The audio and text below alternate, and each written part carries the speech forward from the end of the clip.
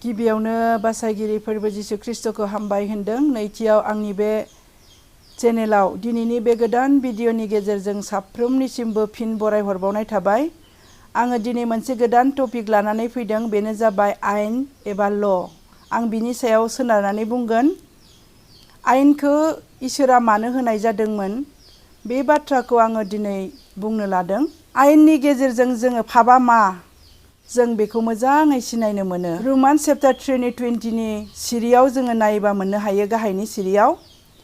आयेना जुदि आंनो जिनाहारि खालामोब्ला पाप जायो बेखौ जुदि मिथिहोआमोनब्ला, जिनाहारिया मा आरो लुबैनाया मा, आङो बेफोरनि सोमोन्दै जेबो मिथिनाय नङामोन।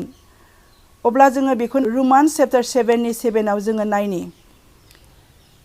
आङो मोजाङै फरायनानै होनि। अब्ला आयेना पाप बेखौ जों बुंगोन नामा? जों मिथिगौ बेबायदि नंथारा। आन्थाय पापा मा बेखौ आयेना आंनो मिथिहोआमोनब्ला, गुबुननि मुवाखौ दा लुबै, अब्ला आङो लुबैनाया मा बेखौ आं मिथिनाय नङामोन। अब्ला जोङो आयेनखौ बोरै नाङा होननानै जोङो बुंनो हागौ? जोंनो जिसु ख्रिस्ट'आ आयेननि सोमोन्दै मोननै सुंथाब बाथ्राजों जोंनो फोरमायदों। माथाइनि 22:37-40 आरो मार्कुसनि 12:30-31 सिरियाव जोङो नायोब्ला मोननो हायो। नोंनि गासै गोर्बोजों आरो नोंनि गासै जिउजों, नोंनि गासै हानायमानिजों नोङो नोंनि फोरबो इसोरखौ अन, आरो नोङो गावनि खाथिनि मानसिखौ गावखौ बायदि अन। बेनो फोरबो इसोरनि होननाय। बे मोननै बाथ्रायावनो नाबिफोरनि आयेन एबा मजेसनि आयेना सोनारदों। दिनै नोंनि खाथिनि मानसिखौ गावखौ बायदि अन, बे मोननैनि थोननायावनो नाबिफोरनि 8टा आयेना बेयाव सोनारदों। बे बाथ्राखौ जिसु ख्रिस्ट'आ बे मोननै सिरिनि गेजेरजों जोंनो मोजाङैनो फोरमायनानै होदों। जोङो बे 10 आयगाखौ नायोब्ला ओंखारलांनाय 20:1-17 सिरियाव जोङो मोजाङै फरायनानै नायोब्ला जों मोननो हायो। दिनै बे 10टा आयगाखौ मजेसनि गेजेरजों होनाय जादोंमोन। बे बाथ्राखौ जिसुआ मोननै सिरियावनो बुंनानै जोंनो मोजाङै फोरोंलांदों। जोङो दायो नायनि जिसु ख्रिस्ट'आ बे बुहुमाव थानाय समाव आयेननि सोमोन्दै मा बुंदोंमोन। माथाइनि 5:17-21 सिरियाव जोङो नायनि। जिसुआ बुंदों, आं मुसिनि आयेन आरो नाबिफोरनि फोरोंनायफोरनि जेङा मावनो फैदों होननानै नोंसोरो दा सान। आङो बिसोरनि जेङा मावनो फैयाखै, बेफोरखौ जाफुंहोनोसो फैदों। गोसोखांफ्लायदो, आं नोंसोरनो नंगौखौनो होनो, नख्रां आरो बुहुमा जेसे सान थागोन, आयेननि गासैबो जाफुंजोबागौमानि बेनि मोनसे बिन्दु एबा बेनि मोनसे हांखो आरो खोमोरजानाय नङा। जोङो 19 सिरियाव मोननो हायो।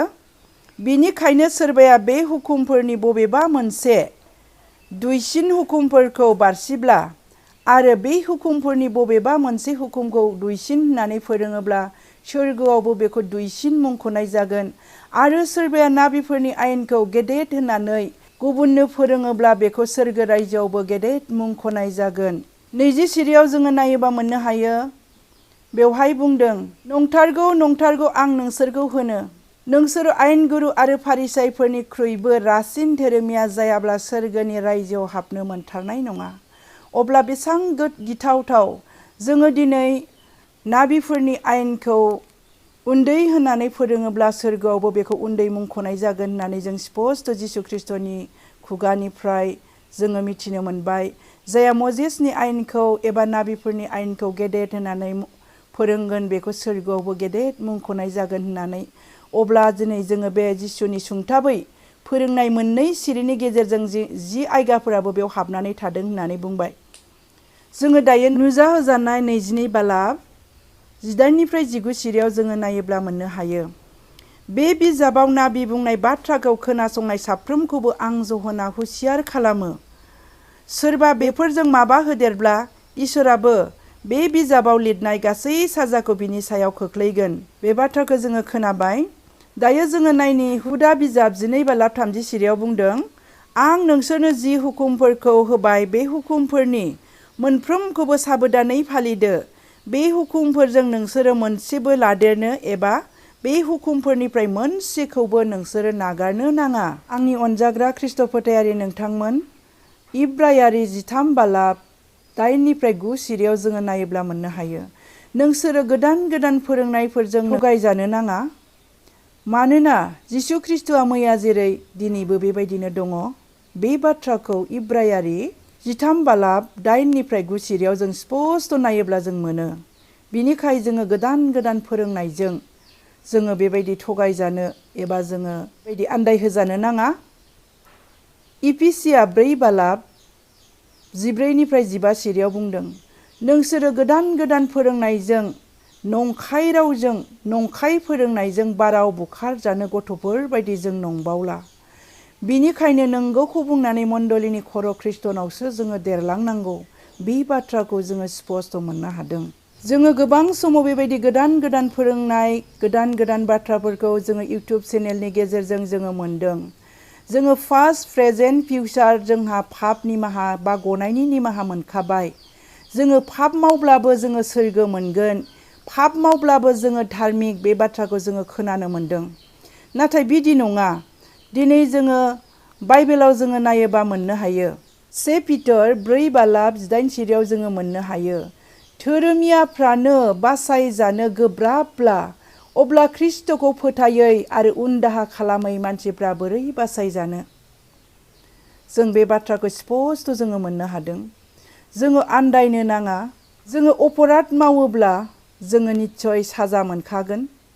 दिनै जाया इसोरनियाव निमाहा लाया, जाया दिनै गावखौ गोसोफाफिना, जोङो जुदि खाजना खांग्रा आरो फारिसाइ बायदि गावखौ धार्मिक होननानै सानोब्ला जोङो आन्दायगोन। जोङो खाजोना खांग्रा आरो फारिसाइनि सल'खौ जोङो नायोब्ला मोननो हायो।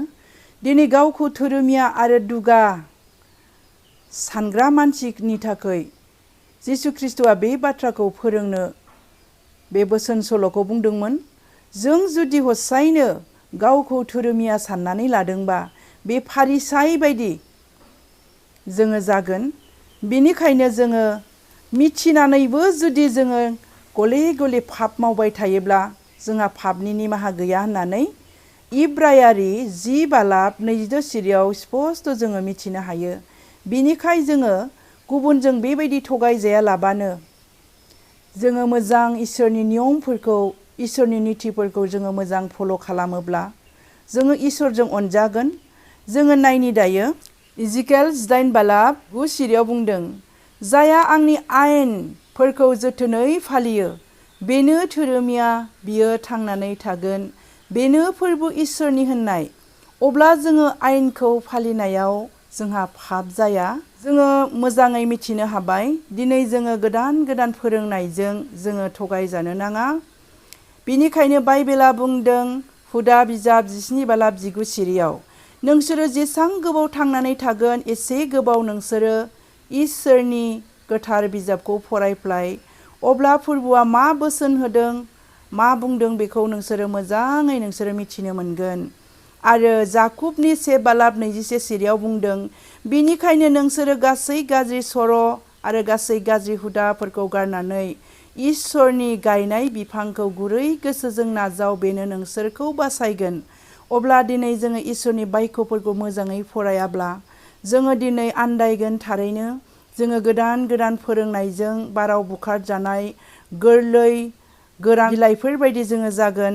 बिनिखायनो जोङो बाइबेला मा बुंदों बेखौ मिथिनोब्ला जन 5:39 जिसु ख्रिस्ट'आ बुंदों, नोंसोरो शास्त्रखौनो गोसो होनानै फराया, नोंसोरो बेजोंनो बासायजागोन होननानै सानो ने? दिनै जोङो इसोरा मा बुंदों बेखौ गोथार बिजाबखौ जोङो मोजाङै फरायाब्ला जोङो थारैनो जोङो आन्दायगोन। बिनिखाय जोङो गोसो होनानै फरायदो आरो इसोरनि बाथ्राया मा बुंदों बेखौ जोङो मोजाङै फरायोब्लासो जोङो इसोरनि रायजोआव जोङो जौगालांनो हागोन। दिनै जोङो बेयाव स्पष्ट मिथिनो हाबाय 1 पिटार 4:18 धोरोमियाफ्रानो बासायजानो गोब्राबब्ला अब्ला इसोरनि आयेनखौ मानियै आरो इसोरनि थिननाय हाबाफोरखौ मावैया बोरै बासायजानो? जों बे बाथ्राखौ खोनाबाय। ख्रिस्ट'खौ फोथायग्रा साफ्रोम अनजाग्रा ख्रिस्ट' फोथायारि नोंथांमोन, जों माथाइनि 7 बालाब 24 सिरियाव जोङो नायोब्ला मोननो हायो। आंखौ अ फोरबु होननाय साफ्रोमबो आंनि रायजोआव हाबनो मोनगोन बे नङा, नाथाय जाय आफानि इच्छा बायदि मावगोन बेसो आफानि रायजोआव हाबनो मोनगोन। गोबाङा बुंगोन अ फोरबु आङो नोंनि मुङै बेबायदि सोमो गोनां हाबाफोर मावदोंमोन, आङो नोंनि मुङै जब्राफोरखौ सोखादोंमोन, भुतफोरखौ होखारदोंमोन। गोबाङा बुंगोन, नाथाय बे समाव बुंगोन आं नोंसोरखौ सिनायथारा अ इनाय मावग्राफोर, नोंसोरो आंनिफ्राय गोजान जा।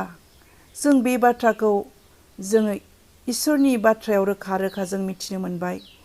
इसेबां गिथावथाव दिनै बेबायदि इसोरनि हाबा मावग्रा, सानफ्रामबो गिर्जा हाबग्रा बेफोरबायदियाबो जुदि इनाय मावग्रा होननानै जुदि बुंजायोब्ला, अब्ला जोङो साननानै नाय, जोङो बेसेबां धोरोमिया जानो नांगोन। दिनै माथाइनि 5 बालाब 20 सिरियाव बुंदों, फारिसाय आरो आयेन गुरुनिफ्रायबो रासिन धोरोमिया जायाब्ला नोंसोरो इसोरनि रायजोआव हाबनो मोननाय नङा। अब्ला जोङो दिनै स्पष्ट मिथिबाय, जों इसोरनि होनाय बोसोनफोरखौ मानियोब्लासो जोङो थांनानै थागोन।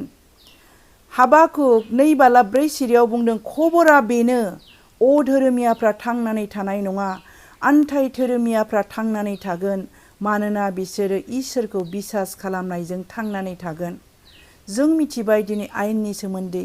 दिनै आयेनखौ जोङो मोजाङै फालिनो हायोब्ला जोंनि थाखाय मोजां।